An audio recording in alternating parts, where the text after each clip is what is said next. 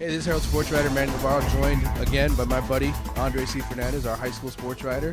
We're here inside the locker room at Killian High School. Dre, one of the best stories of the year. The Cougars start the season 1-4, turn it around, and last week lock up the District 16-8A championship with a big win. Let's talk about the playoff picture because now the playoff matchups are set.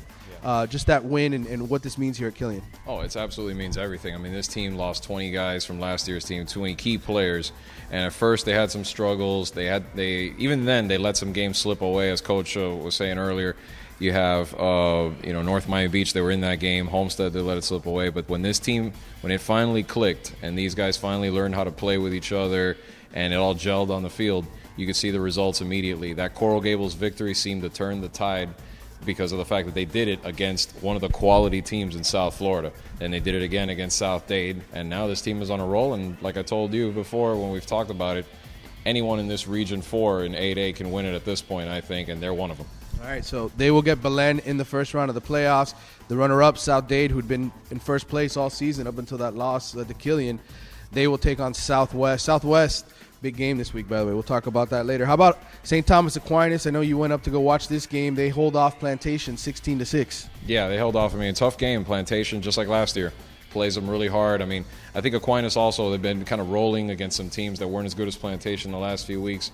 First big test, but credit to the Colonels. I mean, they stick behind that running game. Chris Lamon's got a little banged up. If he's okay, Plantation will be fine, but it just shows you that they're not that far behind the Raiders in this one. All right, American Heritage. I mean, we were there last week at Cardinal Gibbons. Yeah. Terrible finish there for Gibbons. They lose their quarterback, Peyton Bender, and they get blown out 71-24. And to me, that's the real terrible finish. I mean, it's kind of like how the Canes lost Duke Johnson this week. The loss to FSU doesn't hurt as much as losing a playmaker like that. And I think Gibbons it's going to hurt a lot more losing Peyton Bender because, I mean, maybe this week, meaningless game, obviously playing Coral Springs, but to go on the road against a team like Immokalee, let's say, if they have to do that in the first round without Peyton Bender, tall order. Yeah, absolutely. Carroll City clinches the runner-up spot in District 16-6A. They will get Dillard in the first round. Yeah. Central get Boynton Beach after Hollandale falls on the road. You called that. Yeah, I had a bad feeling. Like I said, I didn't think after what Hallandale done the last couple of weeks, and this Boynton Beach team since the preseason, I had a feeling. I was like, this is a team that can hang with some of these Broward contenders. They have a potent offense just like Dillard does, and they were able to do it. I mean, convincingly too. 35-7 going on the road up there wasn't going to be easy. And now, really, I think Dillard-Carroll City is going to be one of the best matchups in the first round for sure when you match up both of those playmakers on offense.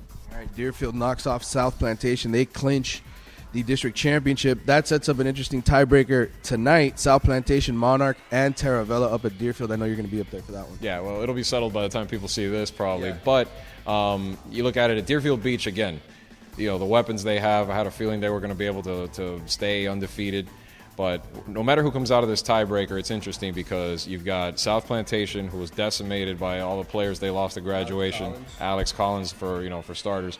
And they've been able to turn their season around. We'll see if they can get through it here. Monarch, tremendous, one of the top stories in Broward, too. Going 8-2 this season, no matter what happens tonight. Great job they've done. And Taravella even also lost a bunch of key players. Started out slow. Now has kind of turned it around to fight their way back into this thing. So that'll be interesting to see what happens. I mean, then again, whoever comes out of the mess, unfortunately, the reward is a trip to Miramar. Sorry, guys. Not fun. Hialeah secures their first playoff berth in a while here. They with a win over NMB. Thanks to 3 interceptions, good running effort there. They get Gables, who survived Miami Beach. Yeah, I mean, tough game. I mean, Beach was winning. Had everybody wondering if we were going to go to a tiebreaker in that one. But Gables survived. And Hialeah, it seems like a longer time because of the fact that they've had a lot of big-time seasons with a lot of potential, a lot of expectations come crashing down and fall way short. Well, finally, Henry Bussey in that running game did a good job, and their defense, three key interceptions in that game against NMB is what made the difference, and the T-Breads are playoff bound. All right, American won. They clinched the district championship again. Springs, they're going to the playoffs for the first time since '95. Yeah, I mean, Miami Springs, another one. The 2 longest droughts in Dade County, them and North Miami, finally both get in. Great job Daryl Bethune's done turning that program around. I mean, they were terrible 2 years ago. Got outscored, I think it was like 556 to 49 is the stat I always hear Bill Daly throwing around. So good for them. And American, Corey Bell's done a great job there. Their team, he's had the talent all year.